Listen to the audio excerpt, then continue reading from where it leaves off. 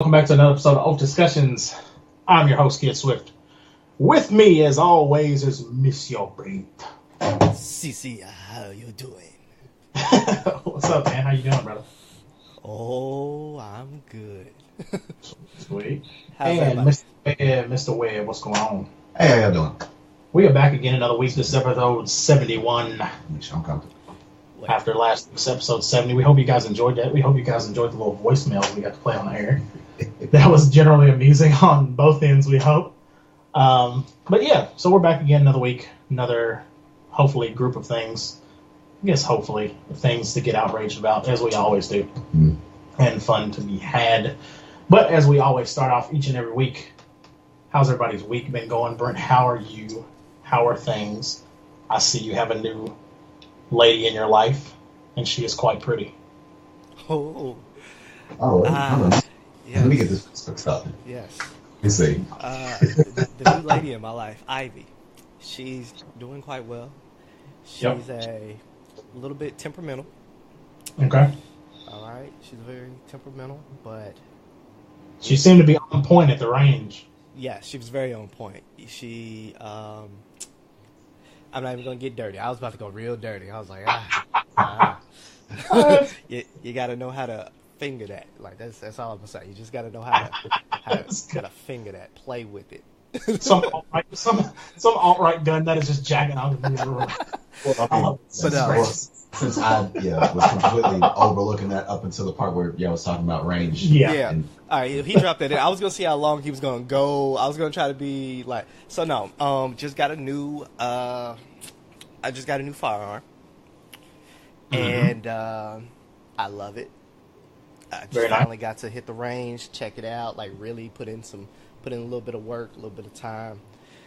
It was a good week. It's been a good 2 weeks. What else is there? Everything's good. Do I need to go into the whole schmo of life for the last 2 weeks, or are we? Yeah. Whatever you've been up to and everything. I mean, you don't have to go like crazy into detail, but just the normal kind of thing. Let's see. What I want to tell. All right, so I've been off the air for a little bit. Right. I've just got NRA certified, so I am now a instructor for the NRA. Certified instructor. More details will come with that. But Very nice.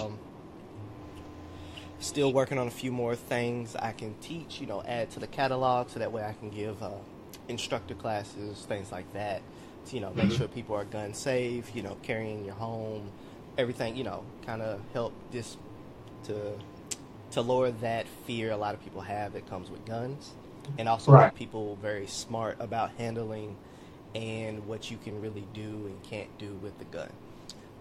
So those classes were pretty. Some of them was intense, some of them was a little crazy, things like that. But let's see, everything else in my life. For those keeping up with me in school's going good. Still got A's. Nice. A's, not A's. A's. Just in case. The And letters. I don't want to be a tank out here. Right, the letters. Hey. Wait, did y'all hear that? That tank thing? No, Oh, so people were going in on Tank because he said because he was sucking a dent. It sounds like dick, not dent. He was like, I was sucking a dent in her forehead. And it was like, what? It's like, oh, And it whoa. sounded like everybody Whoa. on Twitter was like, he said dick? Tank? What? But it was apparently at a concert, so that's if I can find the video, I'll send that to y'all. Just for that clip. He had to know That'd be that was hilarious. He had to know that was gonna come out like problematic when he said it. I don't know why he said he was sucking something in someone's forehead. Like how do Yeah. you suck a dent in somebody's forehead? Right, yeah. sometimes you get a little crazy neck, and you don't know this. Right, yeah. Like I was like a dent though. I was like, what? You remember No. Fresh Prince about blowing in the air? Yeah, Ah. I mean, all kinds of weird shit. I forgot about that. Yeah. My All bad. kinds of shit with necking. I forgot. People get like that. Sounds so My weird bad. when you say it like that. Naked. The neck. You're naked. It sounds like something old uncle would say. What y'all doing over here? Y'all better quit necking over there. He said, what? Hey, y'all out there Oh, back there oh, naked? man. Hey, you better So, put all that naked out there. All right. Oh, stop! I'm being weird. Yeah, I know y'all. I know what y'all was doing out there. Right. But no. Real talk. Everything's good. School's good. Classes is good. I'm getting ready for the birthday. I'm going to buy my tickets to New Orleans, and I think I'm gonna do a 1 day in Houston. Cool. My actual birthday, if you all are around, it's a Wednesday. Y'all want to come out to eat? Oh, and I'm trying to do a crazy podcast that week. It'll probably be like really late, not Saturday or Sunday. It'll probably be really late. And I want to have everybody possible on, like as many people as we can get on, or in a room, or whatever. If we can fill up 19 people in Skype, let's do that. And it might be part roasting session, part throwback memory lane. Like the Brent comedy center roast. Hey, but I am clapping back. Like, understand this. I'm clapping back. Like, don't think I'm just gonna sit there and take bodies. Nah, I don't take any L's on my birthday. Yeah, everything's good, man. I got to shoot pool for once in life, and that was amazing. I found a new When's the last time you had? When's the last time you got to? It's been a while. I don't even remember the last time I shot pool. It wasn't since. Was it as long ago as when I was up there and went to the y'all's competition nights y'all used to have at work? Has it been that long? Yeah. And really, damn. What venue is that? What's that venue? I like that venue a lot. See snails. That was billiards. No, that was diamonds. Diamonds on Baxter. Yeah, that's right. Yeah. That Oh, you're talking about when I was in the pool league? Yeah, exactly. I think I've shot at least one time since then. Because I'm about to say that was like 2 years ago. I feel like it's been shorter than that, wasn't it? Because wasn't it like this? I feel like it was like fall of last year or something like that. I didn't play last year because I was coaching last year. Well, shit, it might have been longer than that. Yeah, it was 2 years. I play at least once or twice a year. But let's just say everybody I was playing that night got that smoke.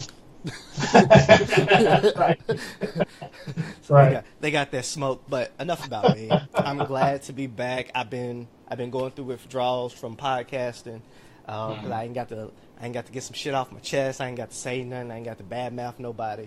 Get that microphone, man. Right? Yeah.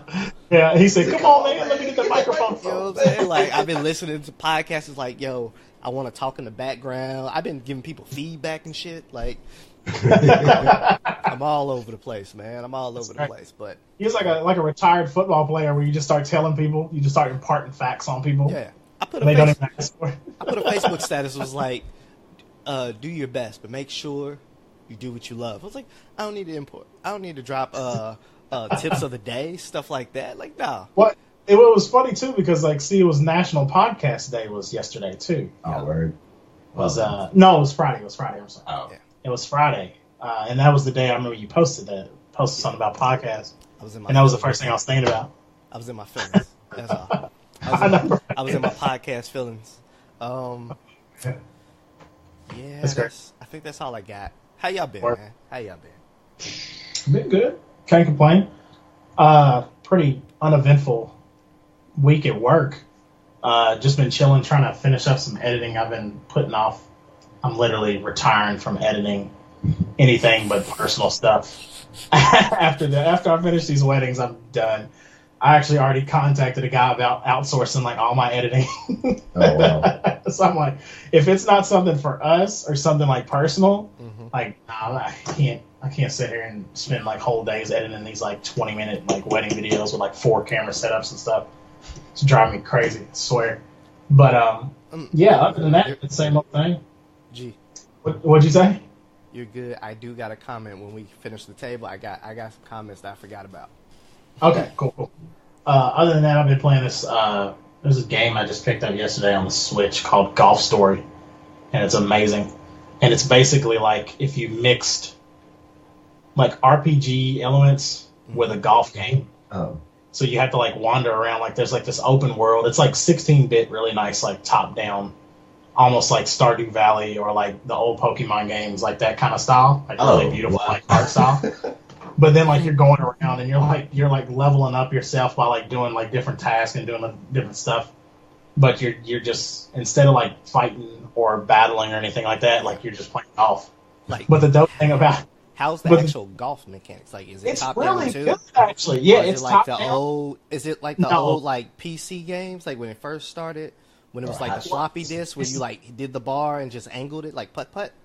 No, it's more like, I would say, like Hot Shots, but in a 16-bit style where you have like the meter where you have to like hit, like you like hit to hit at the end and then hit back at the beginning to get your angle right. But then you can of course move like in what direction you want to like actually hit the ball, and you can put spin on it, backspin, anything like that. It sounds like Paperboy style. So it's dope, man. It's really good, and like you can play multiplayer and just play like regular golf rounds. But the thing that I like about it is that as you're walking around, like you can literally just drop a ball anywhere and just tee off. Like you could be in the middle of like the snack bar, and you just like tee off in the snack bar and just start whacking balls like at people. And then you can also just throw golf balls anywhere too. So like you can just start pelting people in the head, they get mad at you. But it's great. It's a good game. It's made by like 2 people.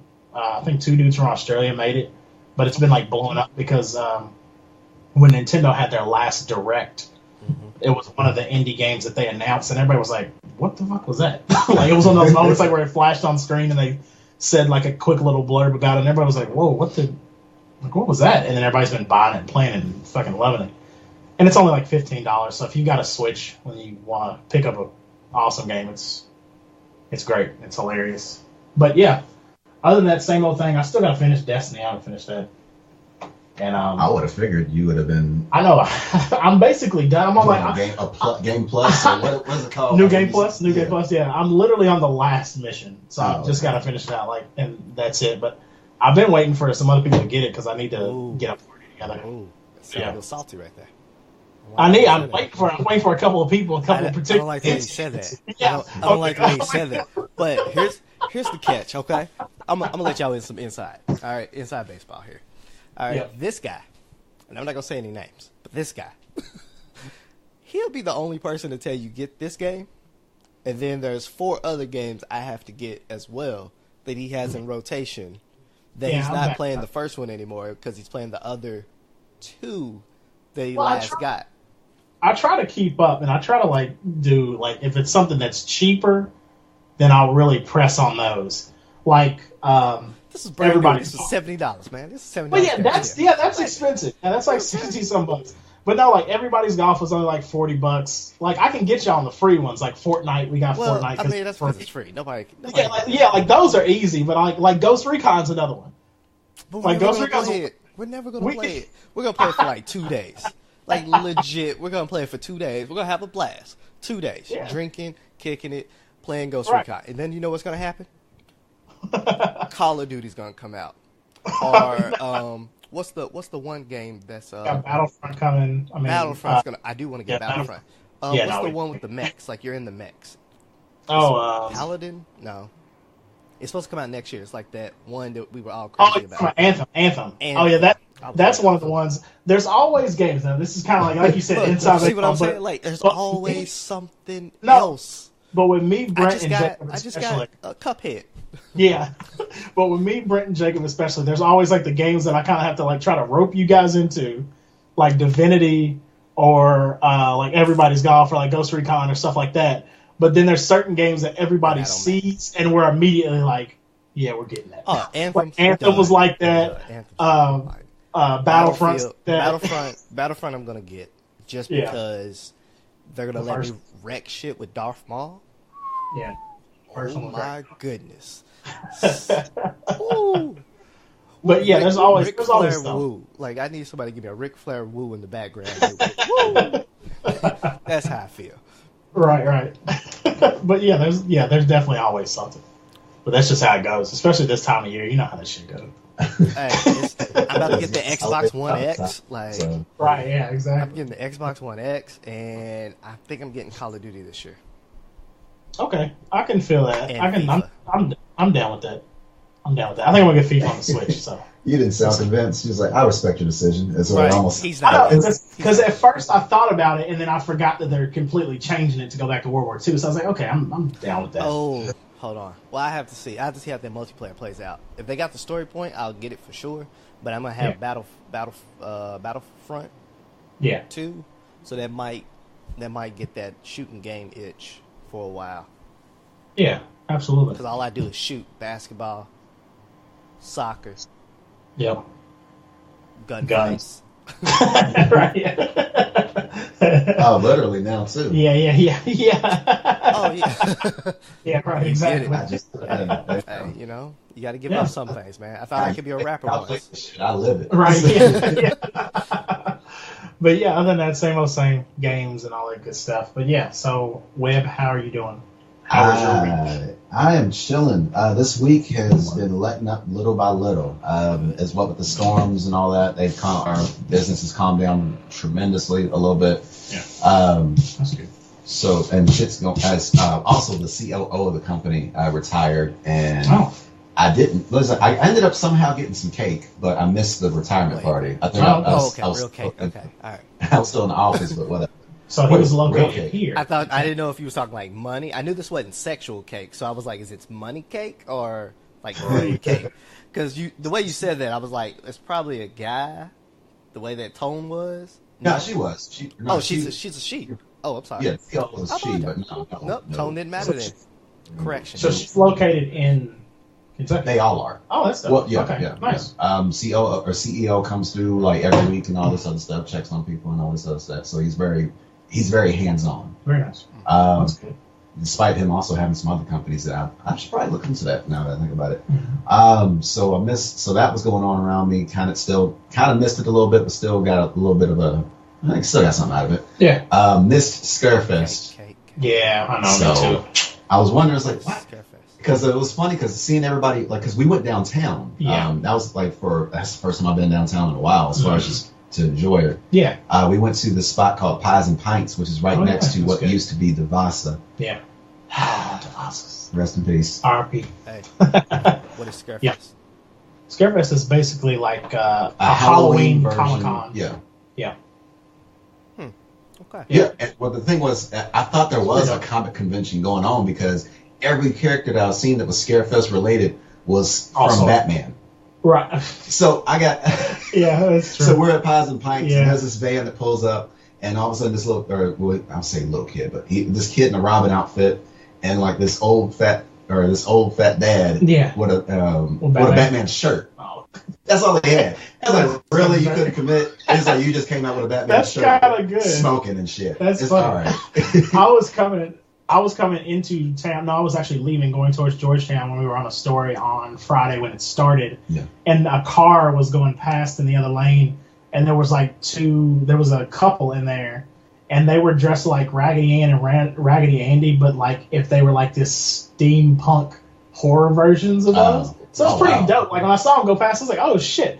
And then my reporter was like, what? And I was like, there was like two like awesome costumes. See, I ended up seeing nothing but Batman characters. That's weird. I saw Robin and Father. I saw Robin and Father. Robin and Dad. There was this guy in a completely different area of downtown, dressed as Nightwing. Nice. And then I saw somebody dressed as Scarecrow from Batman. Okay. And I think there was another one. I want to say maybe it was Poison Ivy. I can't remember. I was like, what the fuck? I thought it was like, because it just didn't click. It was like, you would think it was a completely different convention going on with all these damn Batman costumes. It's funny. So that was that. I missed that too. Like I saw on Friday some people like walking out of the convention like dressed up, and I was like, oh shit, that's right, that's the weekend. Like, crap. I went there. So the restaurant I went to, we tried to bar hop a little bit. Nice.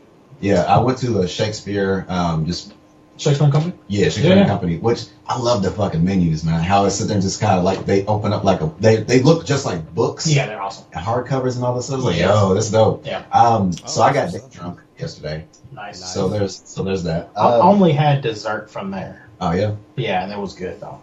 And it was because we were doing like an engagement shoot, and we used the inside of the restaurant because it's so crazy as far as like the decor and stuff. Real.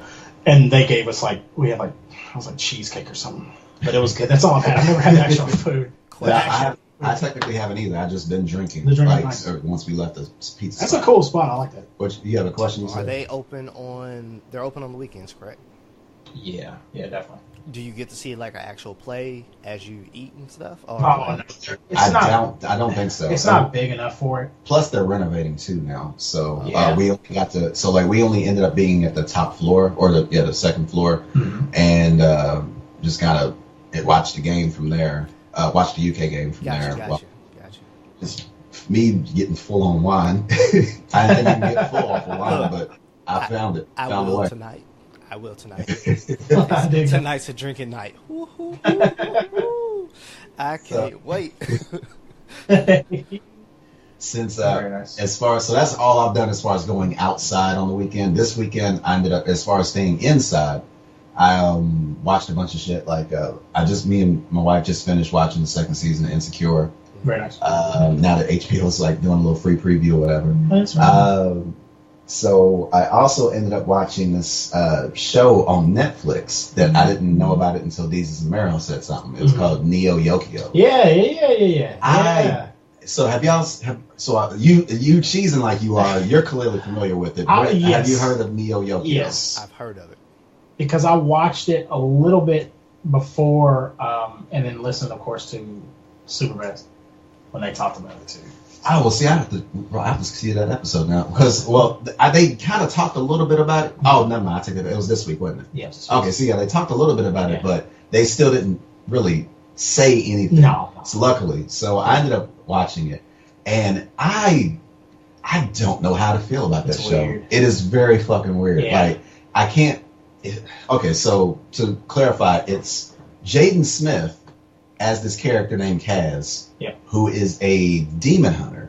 Yep. But the demon hunting is such a fucking side story. Oh yeah. It's not even important to the show. It's mainly about like classicism or something like that. Like in like culture and like pop culture, especially type stuff. It kind of has that bourgeoisie type of aspects to it. It's just like it's very it's New York and Tokyo combined. That's why it's called Neo Yokio. And so, something happened with demons, which kind of destroyed New York, and they kind of built up on it. And like you can even kind of tell, it was like there was a huge flood that took place because what I'm guessing the Twin Towers were still around in this timeline, right? And so like it was completely flooded. You can see, so they pretty much built on top of it. And they've combined like this into this high class society where apparently if you're they have this weird board of top bachelors and shit like that. Right. Yeah. And like the higher up you have, the more clout you are, or the more clout you have. Yeah. And he's so obsessed with stuff being class and all this bourgeois and all this, that, and the other that pretty much the demon hunting is takes such a back seat. Yeah. It takes such a back seat. And it was just kind of which there's got to be some kind of symbolism in that whole. To an extent, you would think it seems like yeah. it's supposed to be a satire, and it seems like it's supposed to be. It seems like it's supposed to be a parody of certain anime, right? Because there was this one episode where they parodied Ranma, where it was like this guy who, whenever he was sitting getting the cold water, he turns into a woman. And then they did a parody of like Taylor Swift as like a Sailor Moon type person, or entity or whatever. Yeah. So there's different things here and there with little nods to different anime, but they don't really like poke fun at it. It's just more just of a dressing. Yeah, like, hey, this happened. Yeah. This week in anime. It's like, it's such a, I don't know, it's so weird about that show because it's like nothing matters. Yeah. And is that the point? I think that, and that's my thing, I think that's kind of the whole point of it, which is you kind of fall into that place where you're like, am I giving too much credit where it's not supposed to be, like where I shouldn't be? Or is this actually like what the whole thing is that it's kind of all just like showing that the kind of materialistic bullshit is always a lot of times in our world taking a front seat to literally slaying demons, which should be the first thing, like getting rid of your like that. And I feel like that's probably what they were going for. And then it's just an opportunity to have so many fucking people work on what used to be a very obscure medium being anime. Yeah. But it's got a lot of style clash stuff too. Like not even just from a writing or tonal standpoint, but from like a animation and kind of like execution standpoint. There's stuff that kind of like feels like almost out of place in sometimes. A little bit, yeah. Or kind of mixed in a weird way, like from an anime, like I said, from an animation standpoint. But then, of course, you got the writing where you're trying to, like, it's like, is this a lot smarter and I'm giving it the credit it deserves? or am I giving it too much credit type thing? And it's one of those weird things. But yeah, it's weird. I don't know. Especially since there's only 6 episodes like the Castlevania. Right. So I don't know. It depends on what's gonna. I don't know. I may give it another try if they come up with another season. So yeah, we'll see. We'll see what happens to it. Another thing I listened to. I listened to Rhapsody, Layla's Wisdom. Okay. Yeah. Yes. Good. That's easily. I gotta say that's one of the best albums of the year. Yeah, absolutely. Easily. It's very good. Word. And I tried listening to Rhapsody's album. I'll check that out tonight. Definitely. I tried listening to A Boogie with the Hoodie. I love that name so much. It's one of my favorite names, like names of groups that I normally don't listen to, but I love their name, like Five Finger Death Punch. That's one of my favorite band names. They're good, though. I know, but I don't listen to them like that often. But then you got this guy Boogie with the. It's so funny to me. I love it. And so I tried listening to him I tried listening to that album. No, I did listen to the album when I was at the gym. And you got the whole thing? I went through the whole thing. Yeah, I don't really care for it. Okay. Maybe it's because I was working out, and maybe I wasn't expecting. Well, yeah, I kind of was. Boogie with the Hoodie. Maybe something to constantly get me going, because at least with Lil Uzi, there's some tracks on there, even if they're not really workout songs, you can still sit there and get some kind of energy going with it. Yeah, absolutely. And I didn't even care for all of that album, but with A Boogie with the Hoodie, it's just I don't know. I probably gotta give it another listen when I'm actually not distracted. Right. But as far as a lot of his subject matter, it's production wise, it's solid, but lyrically, it just kind of still felt okay, yeah, I mean, I've heard this before. Right. And in almost in the exact same manner that it's delivered. Right. There's nothing really stood out to me. And there was an interesting story that I saw where it was originally he had went to Jay-Z to try to get some kind of deal, and Jay turned him down basically. And that was I think some time ago? A few years ago. Yeah. Okay. So he might have not crazy amount of time ago, but still a little while ago. Yeah. Well, I mean, you probably still needed some polishing at that point. Right. Yeah, absolutely. But I've been seeing him on headlines and stuff a lot recently. And like I said, I just like that name. It's a good name. Boogie with the Hoodie. Especially, or he could have did Young Boogie. Yeah. Young Hoodie. Yeah. Or some shit like just that. Boogie. Or just Boogie. Boogie Hoodie. Boogie Hoodie. Boogie Hoodie. I was literally driving in my car. I was like, Boogie with the Hoodie. Boogie with the Hoodie. Yeah. Boogie with the Hoodie. I was just doing it. I was like, I'm a fucking idiot. I was just by myself. Yeah. I know. I was just by myself in the car just saying that. And I was like, I want to need a nap. Yeah. I know, right? Yeah. That was what I was like, yeah. That's my if I can sing your name into a dumber song, then yeah, that's a good you might test. Be onto something. Yeah, I think we can market this. Get him on billboards immediately. We can market this. Honestly, that is all that I can remember happening this weekend that is of note. That is worth noting. Right. So they have it. Yeah, it wasn't much. Bunch of kind of crazy stuff as far as outrage stuff, kind of the typical stuff we would kind of come accustomed to. Especially in this day and age, but it's kind of those same old things where it's with our current state of affairs as far as the government goes, and everybody, of course, doing the national anthem protest thing has been a big issue that's kind of been flowing throughout the last couple weeks at this point. Few weeks if you want to count all the way back, or years. If you want to go as far back as it has really been going on. Yeah. But of course, same old kind of negative, very off the wall comments coming from the president where it's how it's usually in my mind the way it works out is I think about even if it was another president, not even saying just if it was Obama, obviously because if it was Obama, he would get destroyed maybe even harder than he does a lot of times with people now. But thinking even back to another president like Bush Jr., Clinton, Daddy Bush. I mean, anybody. It's so insane. Some of the stuff that he does, not even the stuff that he says. It's becoming across the board does and says, and you're no, President One should carry themselves this way. Like, how is this being continually accepted by a very large group of people where they're like totally okay with it?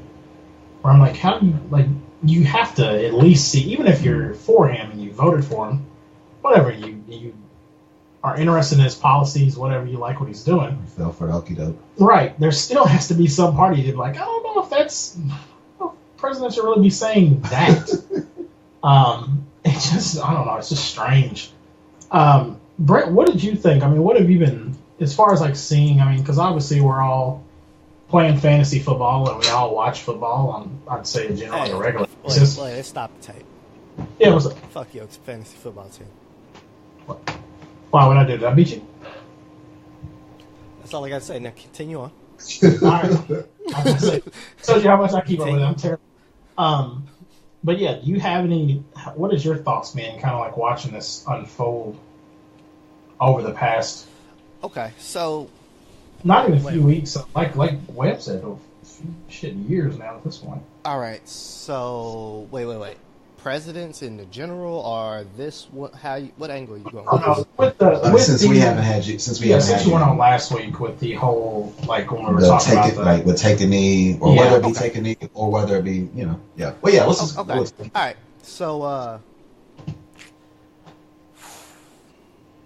So this Puerto Rico thing. All right, I'll start with there. So Puerto Rico. I'm pretty sure those listening have already seen the articles, things like that. Hell, you probably even seen the tweets, things like that. So, one, I've never seen a president or such a figure in this like platform. Who subtweets people, who's always saying something, like who uses social media to bash people, like saying always, like it's always like airing out their insecurities. And it's always like no matter what, it's always attack, forget this, attack. I don't remember when, I'm not saying this happened, but I don't remember when Obama or Bush or any of them was really working their Twitter. You know what I'm saying? Like, I feel like... Except to, like, announce something very common. Okay. Normal. Yeah. So, I have concerns with that. Like, why is nobody, like, the PR team? Where the hell's the PR team? Why are they not pre-checking this? Like, why are they not pre-checking this? Or why is his account still allowed? Like, more trouble is being made based off this. Like, the way he does things. It's kind of like one way is he's the president, and then it's the regular him who still says everything that he would if he wasn't president. But, like, I don't understand that part. Like, people are, like, cool with it. People aren't. Now, when it comes to Puerto Rico, I think with any major disaster, there's always going to be the opinion that, A, you could have done more, and then B, those there are going to be thankful if you do make it, but like it just seems like, and the fact that's U.S. territory. Yeah, it just seems like it's not even trying. Like, you know what I'm saying? Like, which people seem to be completely clueless over. Yeah, and the thing is, like, their mayor.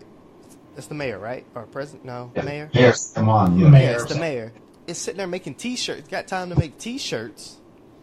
Puerto Rico saying, like, we're dying here. I was like, time out. Like, what is happening? I mean, I understand generators, things like that, blah, blah, blah.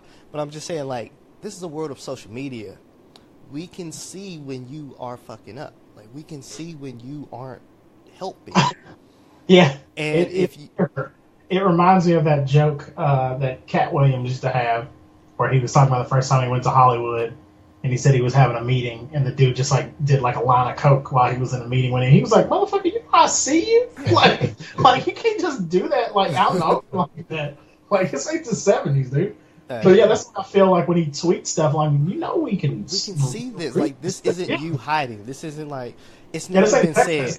It's never been said. Okay, taking point. You have like basketball players, like let's say KD.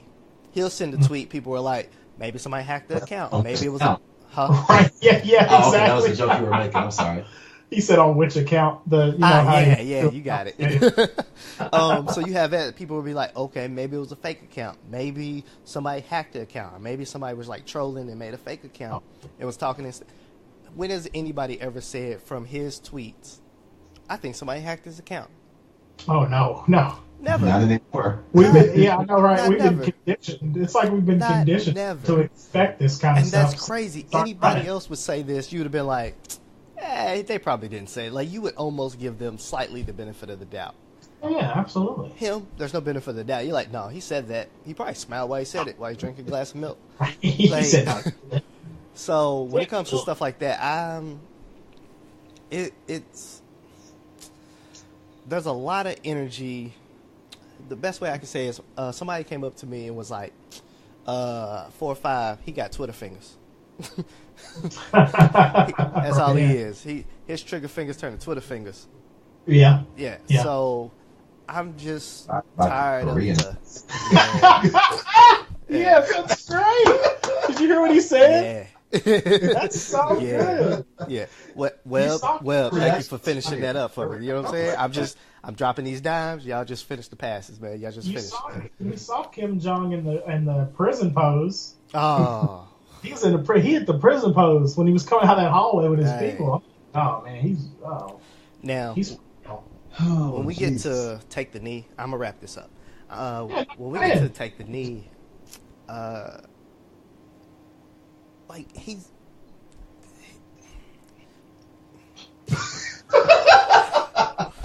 I wonder how often somebody reads his tweets and does that exact same thing. It's like he's a bum. In the words of James, he's a bum. He's you know what I'm saying? Like, he's making asshat moves. Like, he's just pissing me off, and I'm mad that the NFL, like, are now everybody's kneeling and doing stuff right now. So year? Before you go on, slight sidebar. It's not really a sidebar. No, sidebar. It's the same kind of topic, but that whole "you bum" thing. Yeah. Like when I was talking about it with one of my reporters. She's younger. I think she's like 23, 24. I think she's 24. But I was talking about the you bum thing, and I was like, it'd be great. I was like, it'd be funny. I was like, it'd be great if they took like the old bum clothing line and like turned it into a thing. Like just put like a U beside it and just made it like literally the same exact print in those old like the crew necks and stuff we used to wear when we were little, the BU and the bum stuff. And then just did that and like marketed us. And I was like, you remember bum, right? And she said no. And I was like, and I could feel like the white coming into my beard and like when what's his name became Santa Claus on the Santa Claus. That's what I felt like. It's like I'm like, how Tim old? Allen. I'm like, did I go to like? That's what I felt like. Cause I was like, man, like she's never heard of bum clothing line. I was like, that blows my fucking mind. You should ask her if she knows what a onesie is. No, she definitely does. Probably. Yeah, I'm just gonna try to look it up. But anyways, go ahead. That just made me feel old. But anyways, what you saying? So I am enjoying celebrities or other celebrity-like figures clapping back, or like since he uses the platform to say whatever the hell he wants or whatever whatever's on his mind. I'll say it like that. I am enjoying seeing people clap back and be like, he's a bum. Oh, they got the receipts lined up and they're doing this and that. So I've been enjoying watching kind of that fiasco, since that's kind of nice to hear. Like your faces in the media are finally like truly. A lot of them have always said stuff, but you have some true people who are like LeBron James. I expected that out of him. He was like, "You're a bum." Every person that's played sports knows what that means. Right. Yeah, exactly. Like every that's the nicest, most disrespectful thing you could probably say to somebody in sport. Like, you're a bum. It is. Like it is. Like you can say that in a church league and it can start a fight. Yeah, but it would still be appropriate though. Yeah, it'd still be appropriate. Like, you're a bum. Get out of my face. Yeah. So you got that. The whole kneeling thing. Hey, James, you a bum. Yeah, you're a bum. It's just you're bummity bum. Now, did you guys see the Sports Illustrated cover? No. What happened? Now, I think that's one of the things that's been playing into the whole kind of conversation that's been coming up recently. If you get a chance, look that up. Just type in Sports Illustrated Unity cover, probably just Sports Illustrated cover. The recent one probably will come up. But it's one of the things that's kind of been playing into the whole conversation now, which seems to be going towards the fact of Colin Kaepernick's whole message, his original reason for trying to protest at all, has kind of been hijacked and turned into more of a look how unified we are instead of look at the fact that, no, this is about police brutality and injustice, not about look how unified sports is, because the principal and the president is basically talking shit now, so now everybody wants to jump on board. And I think that's true. I think it has gotten to the point where it's gotten, especially after the president talked his shit and then everybody jumped into it, it's gotten flipped around, and now it's more about look how unified we are, and nobody is talking about the fact that what it's originally about. So that's been kind of an interesting thing. And then the thing about that cover is like Kaepernick's not on it, which is very weird. And then Roger Goodell's on it, like in the center, which makes no fucking sense to me. Nobody likes him. You got Aaron Rodgers. This is a weird ass thing. This is a weird ass sports. Like this is a weird ass cover for Unity. Yeah, and it's super photoshopped, like hardcore Photoshop. Yeah. Okay. So, but yeah, let me go on this. Fuck this. Yeah. Fuck this cover. All right. So that's what I want to say. I came here to talk that shit. Okay. That was the reaction I was this before. Cover. I mean, I can see the LeBron James. I can see the Kerry. Kerry said he wasn't going to the White House, and then Trump was like, "You weren't invited." Everybody knows you're invited if you win a championship. He tried to pull his invitation after the fact. It was like, and then that's when I was like, "You bum! He already said he wasn't going." Right, wasn't going. Like you can't. Oh, well, you wasn't invited. I wasn't never coming. I just told you that. Don't matter. Like, you can't fire me. I quit. I quit. I don't work for you. That's what that was. Right. You can't fire me. I don't work for you. He said, like, brother, give me a reason why I haven't fired your black ass already. Because I don't work for you. Yeah. Goodell never stepped in or did anything over the last years, nor talked to the owners and all of that. So fuck him. The NBA, I forgot his name. The runner of the NBA. And my thing about him, Silva. Yeah. He just told him like you have to stand. He just made a rule. You have to stand, or maybe it's not a new rule. He's enforcing the rule. You have to stand during the Pledge of Allegiance, the anthem. Y'all haven't seen that?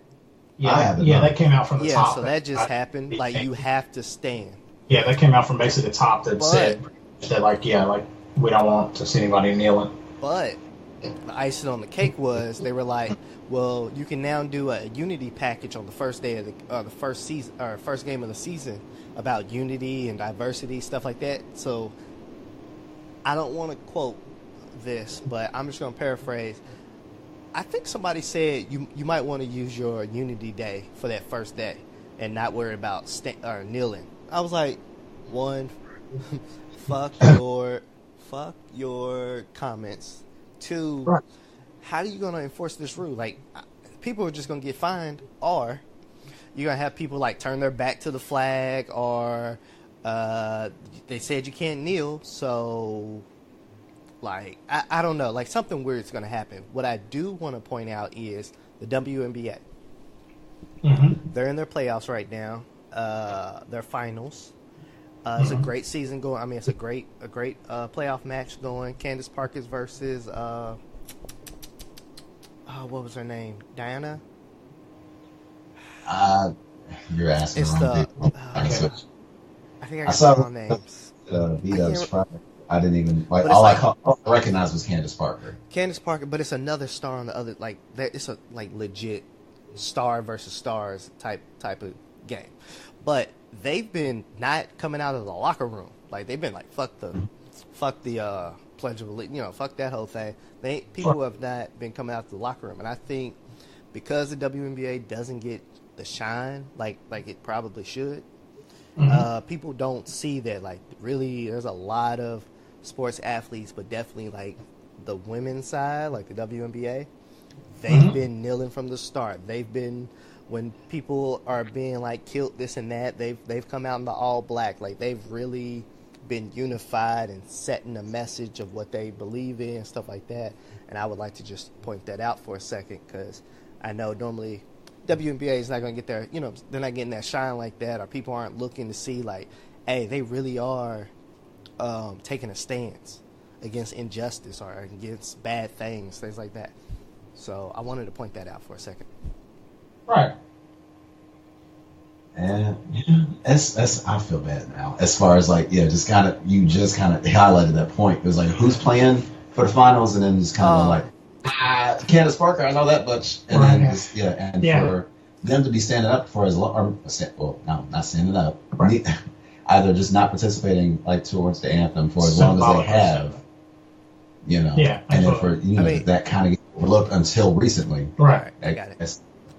So it's the LA Sparks versus the Minnesota Lynx. Lynx. Minnesota Lynx. Yeah. I always liked the Lynx.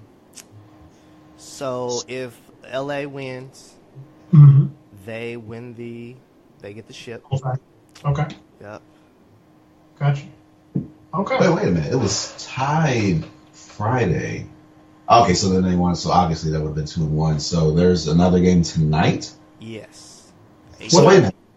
Wait, they do best out of 7. No, it should be the best out of 7. So this should not, unless should I'm missing something. Earlier this week. Yeah. But the game is tonight. But I could have sworn I read somewhere. Oh. Okay, so the game was Friday. No, so this should be game 4. So no, this shouldn't be over with. So it's not ending next week. Right. No. Okay, this week. Sorry. Yeah. Okay, that makes sense. My bad. That was a good thing, because I was like, but it's 8:30 tonight.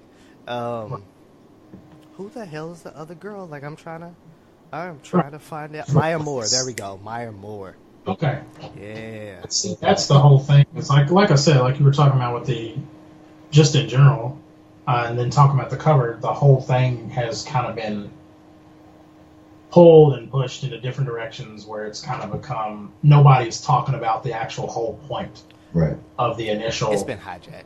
Protest. Yeah, absolutely. Hijacked. Stephen A. actually said something on this, and Shannon Sharp too. But Stephen A. I think I heard a video of him talking about he was disappointed in the NFL. Because basically everything that Kaepernick stood or kneeled for, as you would say, I was about to say stand for, but I know it's so hard not to. As you say, he was like, "This has been hijacked. That the NFL owners only try to protect their brand when they did this, because they're not doing it because of injustice. They're doing it because 45 came through and was like, you all, it's a disgrace, this and that. You all need to handle that." And basically, I guess the owners were like, "Well, you ain't gonna tell us how we want to run our ship." Right, you're not gonna tell a bunch of billionaires how to. And that's what I'm like it's not the same level. Like, Kaepernick's still doing stuff. And I'm disappointed in the teams, because if they were so unified, somebody would have been like, "Yo, we making a spot for Kaepernick." Right, exactly. Simple. Like your team. Yeah, absolutely. So I give no passes. But have some of these teams. But one of the things I think, and one of the things kind of that plays in this whole like playing this unity card thing, and one of my things that I laughed at fucking big time this week was the whole thing with Jerry Jones, where Jerry Jones knelt.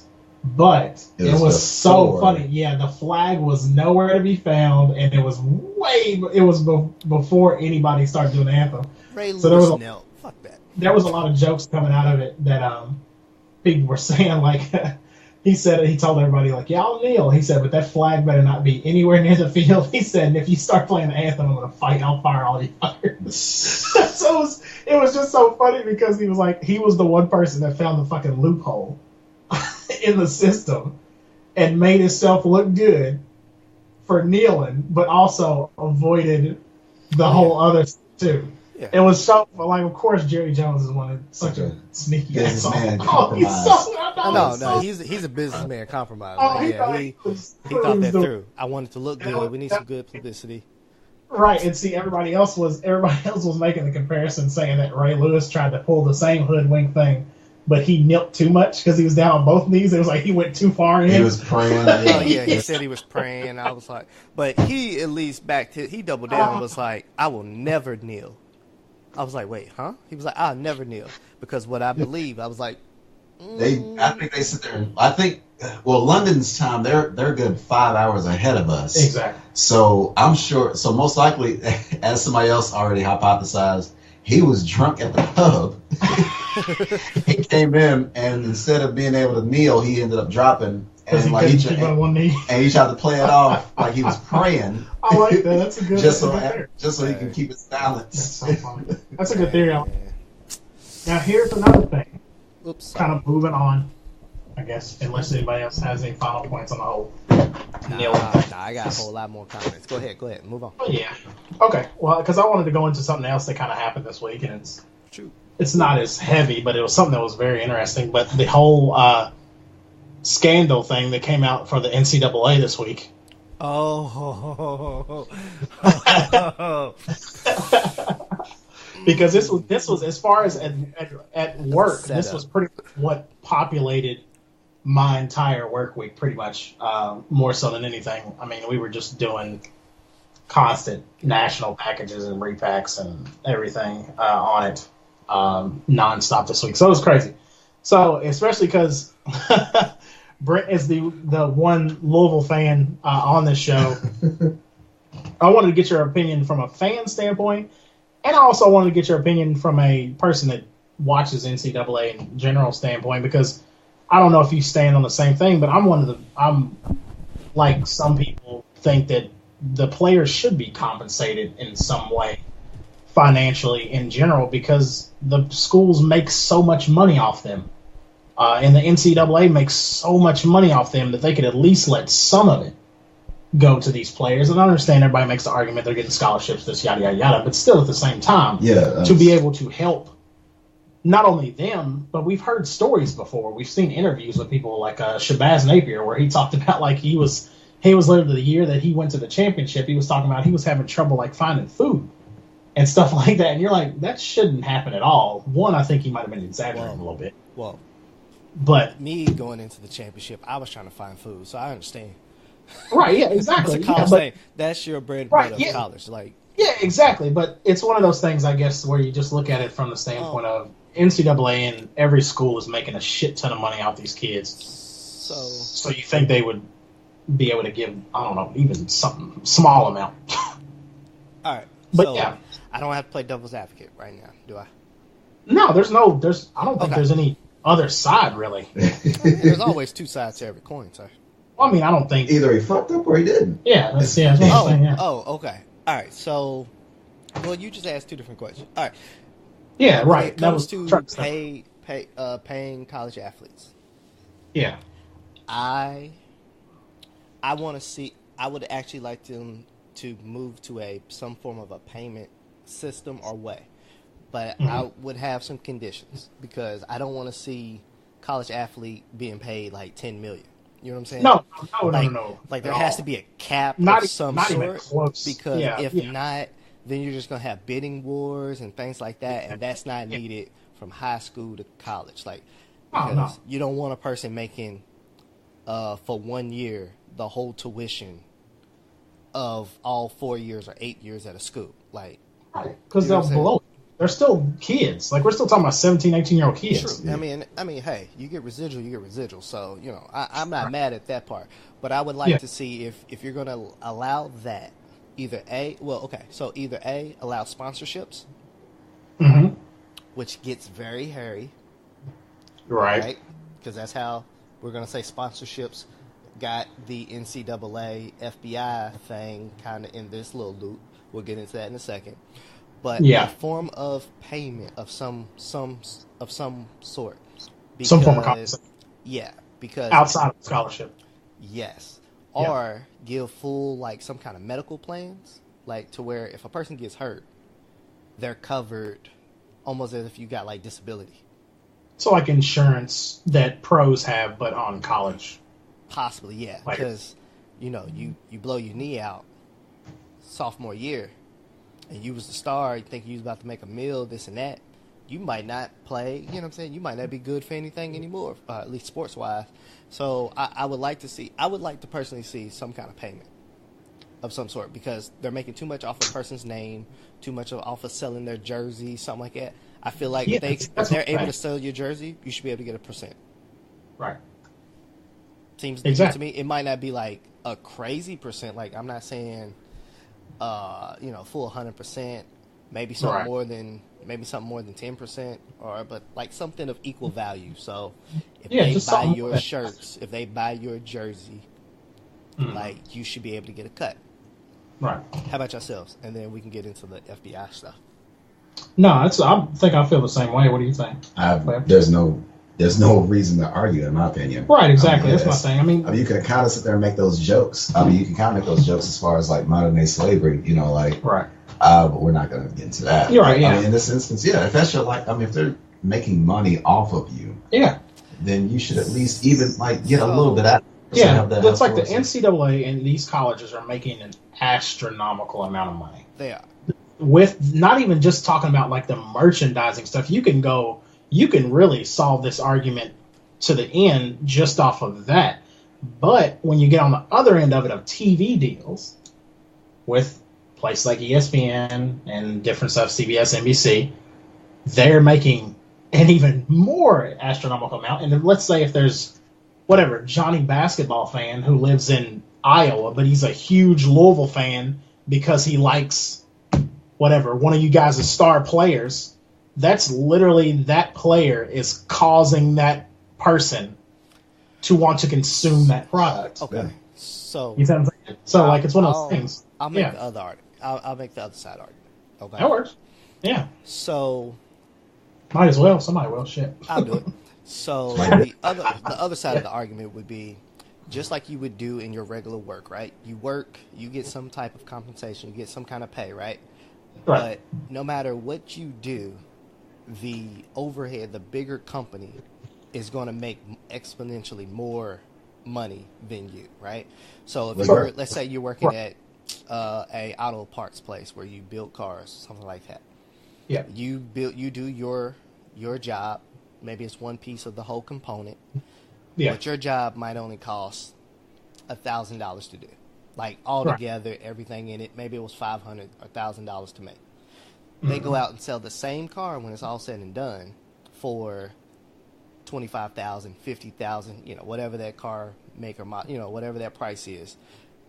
You are paid technically, they're making money off of you, of basically your labor. And that's still the same thing. And I understand how you got to the slave thing, but I'm trying to avoid that part. But it's kind of the same concept of you're basically doing the job for the school. You're basically, whatever efforts you put in, all the hard work you do makes the brand or the name look better. So because basically you were given the space to give this talent or showcase this talent or your work, whatever, the results is the bigger thing makes more money because of your efforts. Right, so, exactly. In a sense, they don't, like a regular job, they're not paying you what probably truly you should make. They're giving you what the going rate is. And for college kids, that's the going rate is tuition. You walk on, you get to wear the jersey, basically. You get to come in with the name badge. And kind of in general, go ahead. No, I was just going to say, and kind of in general, I'd say, and that was a perfect other side, like, to the argument. But I think in general, like, our joint kind of like the way we feel is if we could just shift it from just being like that to maybe something that's a little bit more in line with what you see as a commission-based workplace. You see what I'm saying? I can kind of see that. Yeah. But, I mean, however, as far as like the auto sales example, or even example like a fast food restaurant. Okay. I mean, like, goddamn McDonald's, billions of burgers sold. All right. But you don't shout out Jim from the fry cook. Shout out Jim. Jim's killing it. Despite even if he was he may have been responsible for 1 million of those burgers, whatever. But I mean, as far as like with the athletes big deal, like these are names, these are actual people, these are actual likenesses and things that show that this is who this is who is contributing to the success of the team. This is the person that is kind of like almost making a brand in and of himself in this instance. And for those to kind of monetize that person's name or to monetize his own personal brand, and for him to not really have a say so over his own name, and not kind of get any kind of compensation for the fact that he's busting his ass and he's out there and people are literally making money off of his name. Yeah, that kind of comes across a little bit like, a little shit. Yeah, a little. But I feel like that's how regular jobs are. But you are not like if working a 9 to 5. Your name, you as the person, like Emmanuel at. I'm not gonna say the name of my job currently, but you can. I'm not the poster boy of that company. I'm not the person that is kind of like all in front of the camera for my company. Right. So I'm working a job that does not require anything involving me as an actual individual. Yeah, nobody's saying like I'm going to go to this company because Webb works there. Is that what you sense? Yeah. Yeah. Or I'm not, or I'm rooting for this company, or I'm putting stock into this company. I'm being a shareholder in this company, or I own some sort of piece of this because Emmanuel has busted his ass and put us on Fortune 500, or has sit there shown us as absolutely. In a sense, I mean, like as far as like a regular job, it's not the same as a person that is an athlete and able to market himself and sit there and make money off of his own name, off of his own work. Yeah, the closest thing I would see to that is that could maybe be something like that. What'd you say? Great points as well. I was just going to say the only thing I could see that could be close to that, like being like the athlete type thing, is if you work in a job like something along the lines of like, let's just use like Best Buy or something like that as an example. Okay. And you have somebody who becomes a returning customer and buys stuff because I like Gary, he sold me my first TV and I fuck with him. Like that kind of thing. That's the only thing I see like where it comes close, because like you said, everybody else is in a normal job. Or just like a cog on the machine in the machine. Yeah, exactly. Like nobody's going up in like McDonald's and be like, yo, Sherry fixes the Big Macs like fucking crazy in here, and I always fuck with Sherry. Somebody is. Oh yeah, I know, but I used to know who made the McFlurries on campus at U of L. So like if they wasn't in, I wouldn't get no McFlurry. Right. Yeah, I like how she sprinkled Coke in my shit. It's like, whoa. Yeah. Some problematic McFlurries. Oh my goodness, that just reminded me of another story. Last 5 minutes of this episode, I got stories for days. I got 5 minutes of stories for y'all.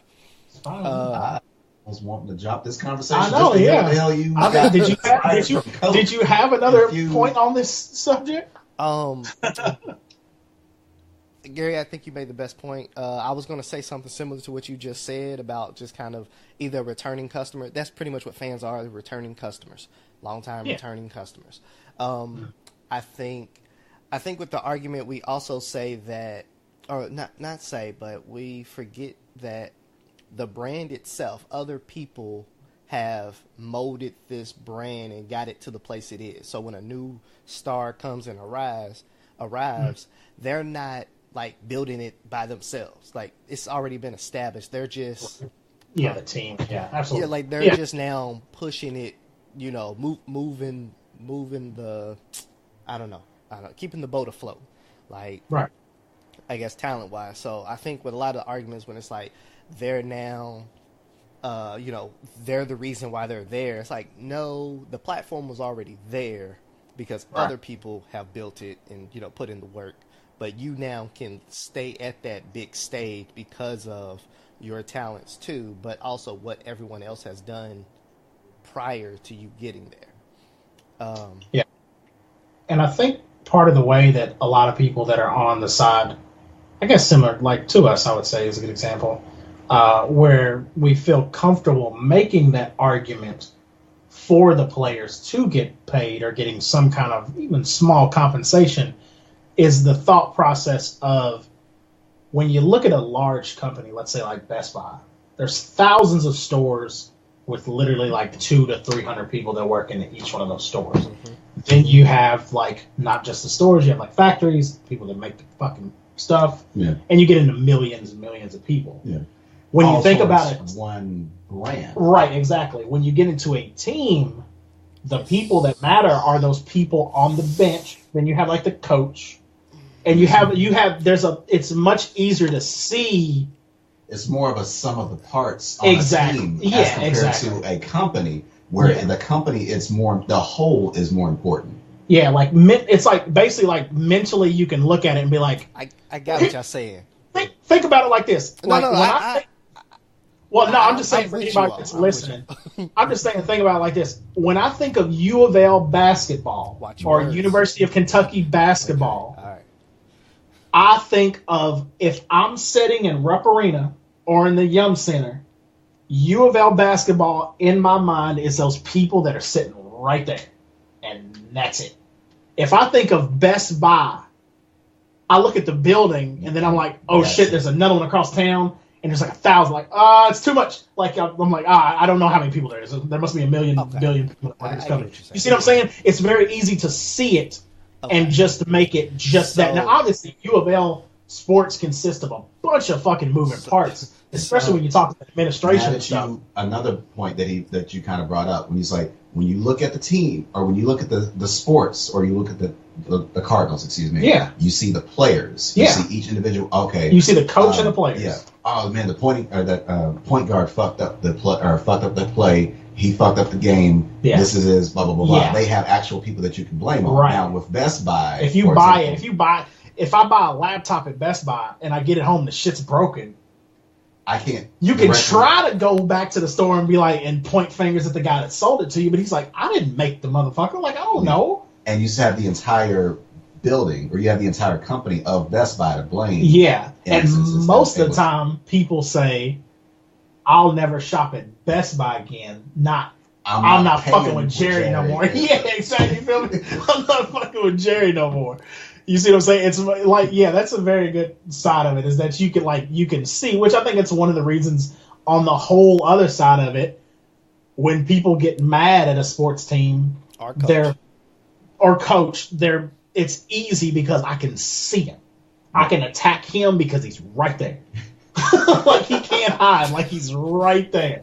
And that's a shitty part of it too, because people feel comfortable because they're like, they feel that it's something it's in close proximity. The numbers are small enough. If I'm mad at this thing, I can get mad at that person because I think it's that person's fault because I see that person right there, which is another shitty side of it. Which is why I give them a couple $1,000 so to lighten the blow a little bit when they get attacked. Yeah, right. So they go get attacked so bad. That's all we asking for. Give them some gas money.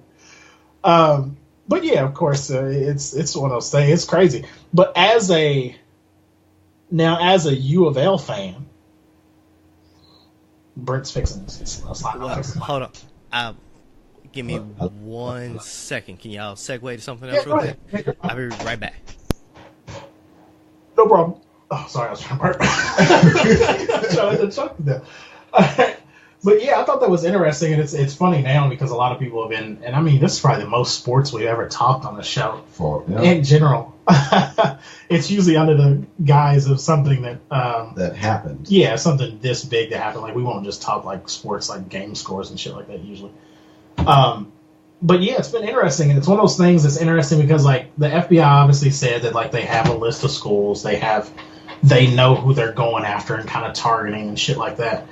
So it's one of those things that's interesting where you see it, and of course the first thing that comes to mind, especially us being so close in proximity, by us I mean the University of Kentucky, being so close, the first thing I know that comes into my mind, especially when everybody's just yucking it up and laughing at Coach Pitino and at U of L in general, is I'm like, don't get too comfortable or think anybody's invincible, because this is obviously something that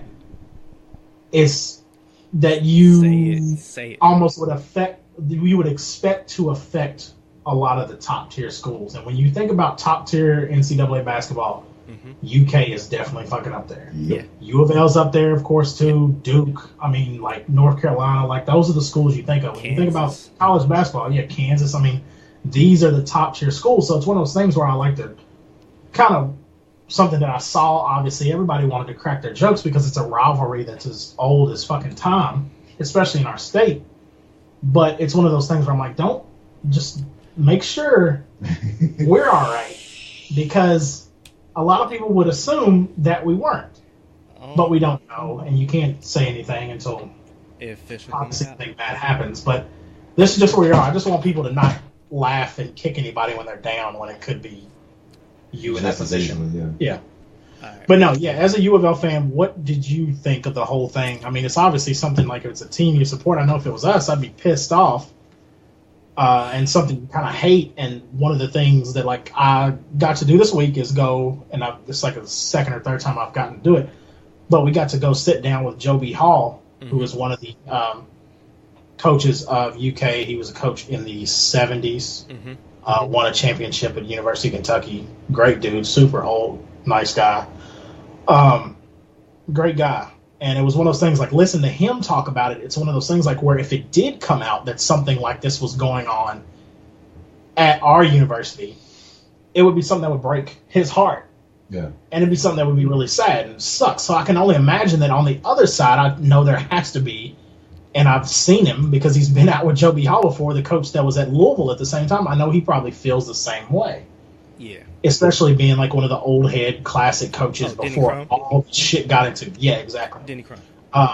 Who had been doing this shit before all this kind of like sponsorship, big, like insane. I mean, it's still making money, but now we're on a whole nother level of money that's moving around, that's exchanging hands, and a lot of people want a piece of it. So yeah. So what did you think, just as a fan of the team? As just a fan. So as a fan. Yeah, I'm so glad they're going back to their. I love it. So as a fan, I'm be honest. It actually threw off my day because I was at work when I saw the news. Like I actually read the article, like kind of on break.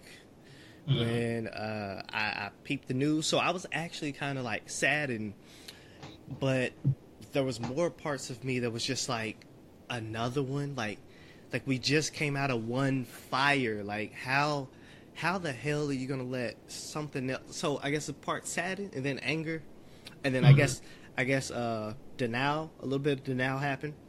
Right, yeah. So, I think I went through stages of grief, basically. I think I just went through my own stages of grief. Because you're like, I want to see proof. And I'm still in. I'm like, I want to see proof. Everything was kind of like allegedly so number 10, this and that. And I was like, it happened quick too. Yeah, and I was like, this could be any school. Like, I understand it was like, oh, it's a school with such and such, this and that. And I was like, there's some top schools with people and this and that can fit this description. I mean, mainly was basically going to be UK or U of L was like the two biggest names. And I was like, technically it could go either way if it, I'm not wishing anything like that on y'all team. Like this is Brent, not the fan Brent talking. No, I understand. No, but it was like this could be any school and that would hurt either way. But for me, it actually was just like, we just came out. I'm not even going to say we came out. We just got hit with the ruling for the Katina Powell, that whole scandal, that whole fiesta. And what I don't understand is like, to me, it's starting to feel like, is there somebody out for U of L for some reason? Like, is there something out for U of L? Or is U of L just fucking up in that many ways? Like, is it possible that it's happening here? Is really just, it's happening... Dumb shit is just happening everywhere. It's happening here. Yeah. Was the tagline slogan of the school of the University of Louisville. So when it comes to like Patino, right? Him as a coach, people have asked me like, how do I feel? Do I think he knows this and that? And I'll say it like this: if he doesn't know, he needs to be fired. Right. Like, just on that, like. To me, you can't be a head coach and to be a like serious head coach and not know how your ship is being run. So if you have, and there's no other organization or way, if everybody under you is doing illegal stuff that you don't need happening, you know what I'm saying, or is messing up, you need to clip that. Like, you need to clip their wings and move on. Like, but as a head coach, you're telling me like, hey, and this isn't his first scandal. He's been in the scandals before with the chick that got, he has 15. Yeah, the chick he had 15 seconds of fame with. I can't remember her name, but she got locked up. Katina Powell. I'm still wondering how she's not locked up, and if it really happened, like it went to jury, or it went to the courts, and they basically threw it out and said it wasn't true or something like that. It was weird, yeah. And she wrote a book. I don't know. That whole thing kind of if she was prostituting her own kids, technically, shouldn't she be getting locked up? You would think something. Like, but the judge-wise, like she's not locked up because I think it got thrown out, and then I was kind of like, if that's the case, how the hell are we still getting hit for something that may have unofficially never happened? But that's here nor there. We know that some shit happened, so I'm not even gonna get into that whole tangent. So you have that. We just got the ruling on that, and we were worried about the wins getting taken away. And if you're telling me months later, after the ruling came out, after you've been like, they've been looking at the books, looking at everything, watching you with a microscope, somebody's being dumb and is trying to bribe somebody, like, you deserve it. You deserve, like, there's no other way I can say it. Like, you deserve it. Like, you deserve whatever the hell's coming, because that is stupid on every level. And if you're the head coach and you don't know this is happening, you need to be fired, because you're not fit to take this. You're not fit for the job anymore. But if you're in on it, then why the fuck did you not do better than hiding the shit like all the other teams, like all the other universities? Because it happens, like, literally, this has been happening for the last 20 years, at least. It has to be. And this isn't just Adidas, it's Nike, it's all of them. Because, they're coming in for Nike, too. So they're on the report now, too. Yeah. And that was the interesting thing about it, that you kind of saw a lot of people say that was one of the most surprising things is not just the fact that it's happening, but the fact that they got caught. The fact that something this immense of a scandal, as far as like money exchanging hands and favors being done, because the other thing was about Jurek, his daughter got a job at Adidas right before they closed, like a big deal, and they were like, oh, something seems sketchy about this too. There's a lot of sketchy shit happening, like, and it was one of those things where a lot of people were like, I can't believe that this large of a scandal was going on and somebody slipped up. But it seems in this case that they actually had like a literal like material witness. They had somebody that came out. Oh, he dropped dimes on everybody. Like, that man, that man was at the Kroger. So somebody must have pissed him off. That's the only thing I could think of. I don't know how he got jammed up, but he was like dropping dimes on everybody. Like, oh, you want to know? I give you two Newports, give me two Newports and a Bud and a Corona and a Budweiser. Yeah, and some hops. You know what I'm saying? Yeah, a box of wine, and I'll give you everything you need. But it's just crazy. It's so, to me, I guess I'm kind of at a mourning now. I got David Padgett, man. We'll see. I got nothing against him. I want to see. I want to see what he does. See how he is. He's a young cat. What was Padgett's name that played for UK? Was it Josh or what was his name? Chris Padgett? Chris Padgett? That sounds right. We could Google. Yeah. I know. But that's how I feel on that. Like, it's time. It's time for Rick to step down. My bad. What'd you say? No. I was stuck on the Padgett. Yeah. And I like what you said about the whole thing of like, because it kind of plays back into the whole thing where our business model example between like Best Buy and like an NCAA team, where it's like, if something like this sketchy is happening, usually, if you didn't know about it, because if we use that same example, circle back to that same example of when you look at the people the coach is responsible for, It's anything that goes on with his coaching staff and his players. Mm-hmm. That's his responsibilities. So, like, if something that big and astronomical is going on and he doesn't know about it, that means he's not doing a good job of managing his players and his coaching staff. And then you can kind of tie it into another example, like with kind of playing into what we said about the businesses. If somebody's, which has happened before, somebody's laundering money or siphoning money from Best Buy, like that girl in California that stole like $70,000 worth of stuff, they're not going to fire Jolie, the CEO of Best Buy, because it's so much more of a disconnect. Now, one of the managers... okay, I get what you're saying. You see what I'm saying? Like, one of her managers or supervisors might have caught some shit. But as long as they weren't also stealing, usually you don't see that happen because you have much larger amount of employees and you have a much larger disconnect. But then on the side of, like, a coach who is responsible for his players and his coaches, if one of his coaches is doing some sketchy shit to get him players and he doesn't know about it, that's seen as him being irresponsible. So, like you said, he needs to go. This happened multiple times. Like, this isn't his first offense. That's a huge part of it. That's a big... I think that's why... I think that's one of the reasons why it happened so fast is because it's too many. Of that. It's too many. Yeah, exactly. Like, yeah. There's plenty of coaches who have gotten in trouble. North Carolina's going through their own thing right now. Like, there's plenty of coaches. Most coaches get... Huh? Auburn's another big one. Auburn, like, there's most coaches, they get a second chance or a third chance, right? But most of them don't let the shit happen back to back. Like, they wait a few years, you know what I'm saying? They wait 5, 6 years, get a new group, things like that, maybe a decade, then they get in trouble again. Most people are like, okay, cool. But this is in the same fucking 3 years? Yeah, and it usually doesn't escalate. Like, where the initial problem is like, that was kind of some sketchy, immoral shit you were doing. Mm-hmm. Wait a minute, that's some even more sketchy, immoral shit. And then it's like, oh, you were siphoning money. There's still more? What the fuck are you doing? Normally it's the other way where it's like, oh, you did this big stupid thing. Why would you do that? Oh, by the way, we also had some strippers for the players. Like, oh, really? God dang it.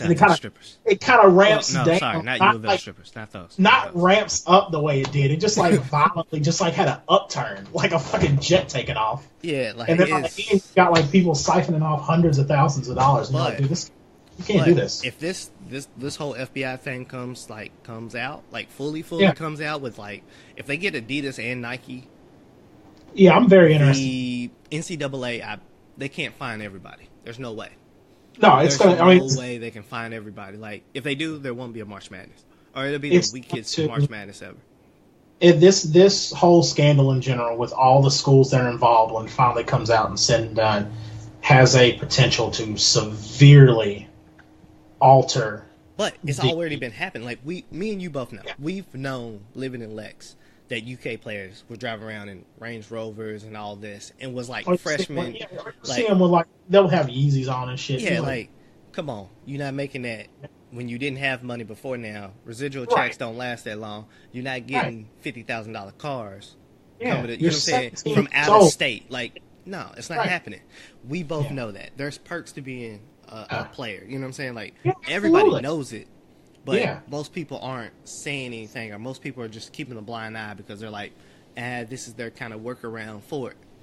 But like we're talking 100,000, this and that. Like, this is happening. Serious money. Like, this is happening all the time. Like, yeah, and I think the thing that makes it even worse is that you have there's a serious immoral business implication on the back end, where you have, in this case, which is something I never had even thought about until this happened, with the whole thing of Adidas. Look, I'm Johnny Adidas. I'm going to give your school money so you can get Billy basketball.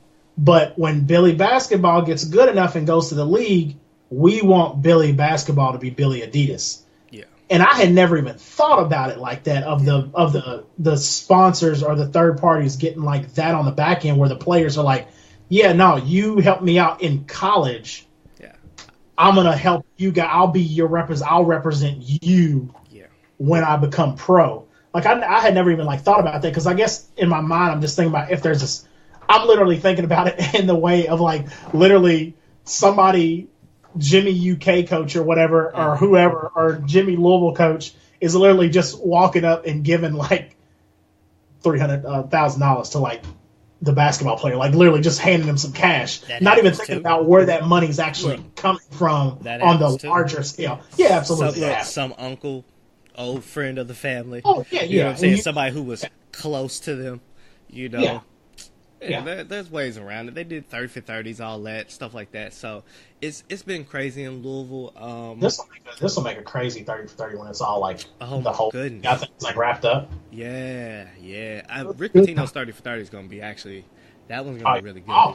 Yeah, because I mean he coached here. I mean his time here too. Like it's going to be crazy. The NBA, back to college.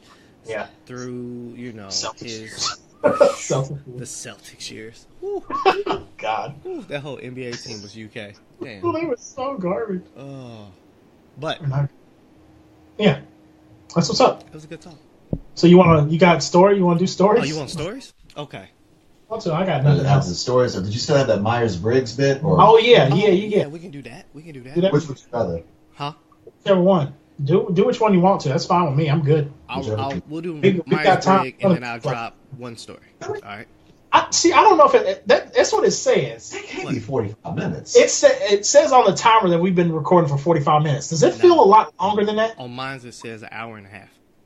Okay, I was making sure. Mine's an hour and a half. We're at hour 26 right now. Okay, maybe that's time's wrong. Whatever. That's weird. Okay, I was making sure. I was like, that doesn't seem 45 right. minutes. No, we were on one subject for like 45 minutes. Okay. So yeah, do if you want to do story time, wrap it up, or if you want to do the Myers-Briggs thing and wrap it up, whatever you want to do. Take it away. What are y'all feeling? Do we have enough time for the Myers-Briggs? Yeah, okay. Yeah. All right, so I was out in the world somewhere, and I found this article on Myers-Briggs. So basically, and I'm trying to pull it up real quick. So basically, this personality test was saying, based upon your Myers-Briggs test, what horoscope you would be. What zodiac sign would you be, according to the Myers-Briggs personality type. Right? Okay. So it has, for Aquarius, is INFP.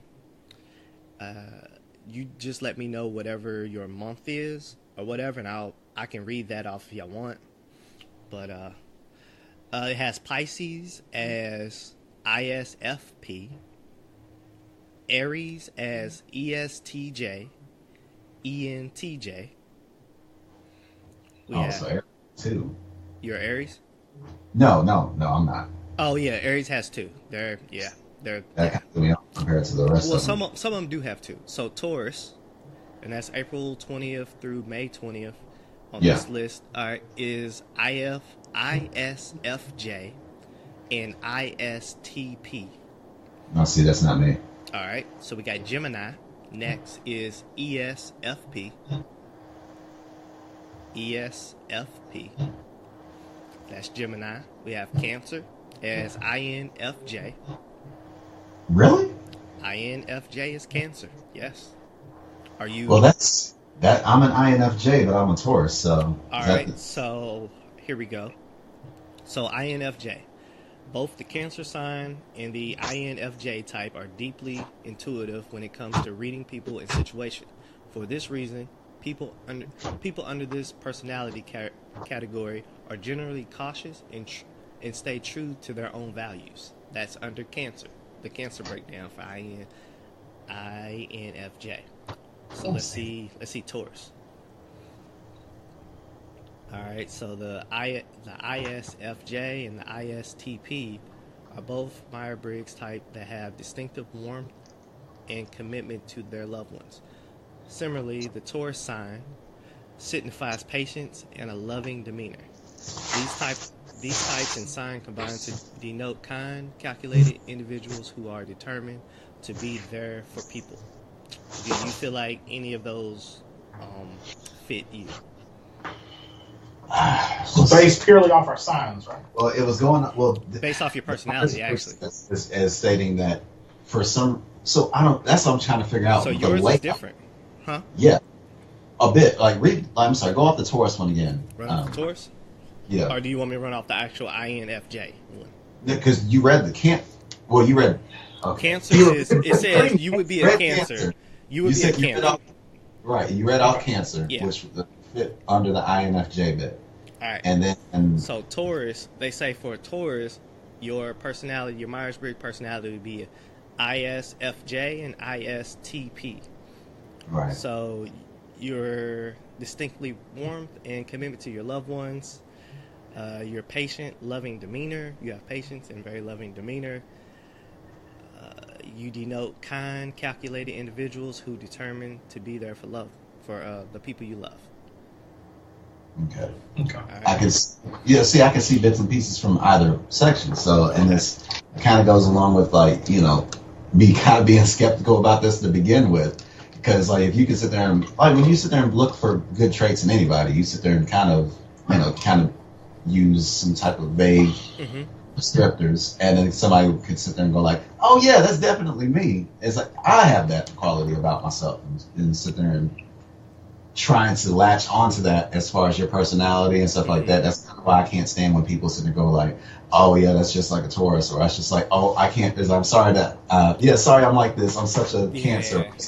Just hard basing it in that, strictly basing it in that, and removing any kind of personal, not personal responsibility, but more of a removing humanity, really. Yeah. Or that it's not even personal responsibility as far as how they act. Yeah, around certain people, because that's just how I am. That's my sign. Right. And also more of a taking fate or taking shit out of your hands, or fate or choice, and just kind of leaving it all to kind of destiny. Whatever. Did you read? We got to have that conversation next week.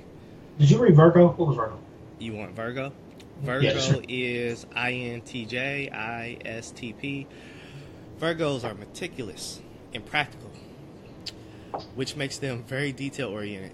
Just like INTJ types, who are known for their ability to organize a job and see it through, ISTP types are also result-oriented and logical, making these three personalities a match made in the stars. So it's Virgo season, right? See, part of those sounds good, but the organization thing is probably one of my things that pisses me off the most about myself. I don't think you're an INTJ. Was that particular side of it? Yeah, the side of being logical and ISTP. practical makes sense, because I usually try to skirt that line. But the idea of being really good at setting up a plan and executing it all the way through, I know I've fucked up on that multiple times. That is why you're not Hannibal. You have Libra. It's ESFJ and ESTP. That's Libra. Scorpios is ENFP. I am actually an ENFP. Okay. So I fit my sign. There's no but. I fit my sign. Well, not fit my sign, but mines agree with each other. Based on this article. So, as strong leaders, Scorpios have powerful, passionate tendencies that align well with ENFP types. Energetic and spontaneous side. ENFP and Scorpios tend to see potential in everything and try to live life to the fullest. Gotcha. And then you have the leftovers, Sagittarius. Those are... That mine's out the way. Then you have ENTP as Sagittarius. And then you have Capricorns, who are ISTJ and IT... That's wrong. ISTJ and INTP. I keep thinking of toilet paper every time I say TP. So, and those are Capricorns. And if you want, we can put this in the bio, the thing when we put up the episode. We can put the link in the chat so that way people can look at it. So do your Myers-Briggs. If yours lines up right, or if it's completely fucking off, let us know. And tell us if it's off. Tell us how do you feel. Yeah, how do you feel? Yeah, or if there's other ones in other. Yeah, right. Yeah. How do you feel? If there's other ones in the in other signs that feel more aligned with you. towards you that aren't supposed to be, and whatever. Vice versa. Yeah. All so right. we can feed into web skepticism this whole time. I mean, I wasn't trying to sound like, fuck this dude. I want to have that conversation next week. Like, I do. I was like, oh no, I want to throw down the gauntlet. I want to have this conversation. It's gonna be fun. I want to play devil's advocate. All right, come on in. I threw it all out there, but yeah. But yeah. No, I think it worked. All right, guys. Well, I think it works. Like we always say, it always ends up working in the end. Oh. Everything seems to work out, and we actually have a good conversation. What's up? Last one. Yep. Here's my story. I'll share another story next week that's even so better which one you want to do? I'm gonna do both. Yeah, hold on. So, yesterday, my aunt had a pizza party, or had a birthday party. We went to Wick's Pizza. Never been to a birthday party at Wick's Pizza. That was actually interesting. Family shows up. They gave us one waiter. It was like 40 of us. Now, this lady didn't know what she was in for. We tried to warn her, like, yo, you might need some backup. She was like, nah, I got this. Okay. I ran into her. I was like, look, before they get to you, because this is going to be your last time of being happy, thank you. All right. All right, just get that out of the way. Thank you now. Right. All right. I'm going to say about 45 minutes later, we're talking. We was like, we told you the truth, didn't we? Because somebody else told her, like, yo, you about to have a long moment. You know what I'm saying? This ain't even us. Wow. Like, this is just the easy crowd right now. She literally says to me, my pops, and a couple other people, she was like, I'm about to smoke crack. She was like, no, I'm about to take a break and smoke crack tonight. What? And then she didn't stop. Like, she was like dead serious. I'm about to smoke crack. I'm smoking crack. Okay, so, I mean, that escalated quickly. What race is she? She was African American. Okay. You don't just go straight into... Yeah, I'm going to crack. She went there. Apparently, my family put her there. Or maybe she was already about to relapse. Like, I don't know. But that's what she said to, like... But she didn't say it quietly. She didn't whisper that. She was like, I'm about to smoke crack. Like, that's how I feel. I'm about to go smoke some crack. Woo! Yeah. He said, you don't have to go straight to crack, though. Like, and she smiled about it, like, no, this is happening. Like, I think she already had the lineup ready and everything. Like, Jesus Christ. Oh, man. Boy. Oh. Yeah. And to end, that's my story. To end, next week, we'll get into... No, we won't. No, we'll just wait till next week. So, every week, we're here every week for you and your enjoyment. And you get to hear a little bit of our lives and our thoughts. And you can reach out to us at Oafdiscussions.com. On Oafdiscussion.com, you reach out, look at the website, pull up any website. I dare you to check out the first episode. I double dog dare you. Okay? The first episode. Season 1 or Season 2? Season 1. I double dog dare you. All right. Oh, I may have to put that up there. We could do maybe throwback, like a throwback Thursday. That'd be cool. Just throw it up there. Because we were talking about like fucking. I double dare. I double dog dare you. Okay. Avengers movie coming out. You know what I'm saying? That works. And there's always there you go at gmail.com. You want the rest? Facebook.com/group/Oafdiscussions. You can join that group. There's a good amount of people in there. Some good people in there. Drop a line, let us know what you think about the show, drop us topics, just start a discussion, whatever. Start a fight. I don't care. Oh, please start a fight. I will be in there. I'll be in the comments, don't worry. Right, yeah. I'm at King Get Swift on Twitter, and Brent is at LLCoolB22 on Twitter. Yeah. At Web859 on Twitter. Web.859 on Instagram. I saw it. I could just see it. I was like, don't spell it, just say it. I was like, W, fuck. He's fine. You was like, at, you just. Hey, every time he does it, I think of he's like, at, I'm Ron Burgundy. Right. That's how I feel like every time. What's her name? I think it's Tina from Bob's Burgers. Yeah. Where she's sitting there just phrases up. She's that's exactly I didn't hear him do it. That was his face, though. That was his face. Exactly. That was perfect. I saw that. Yeah. At Shayna MV. Shayna is at Shayna MV on Twitter and on Instagram. Shouts out to you, Shayna. Follow. And Jake is at Jake_688. Jedi, what up, boy? Yeah. But yeah, thank you guys for joining us for episode 71. As always, we come to you each and every week with the crazy stuff that have affected our lives and all the shit that pisses us off and probably pisses you off too. For Webb and Brent and Shayna, I'm Gary, aka Kid Swift. We will see you guys next time. Peace. Deuces. Arrivederci. Come on.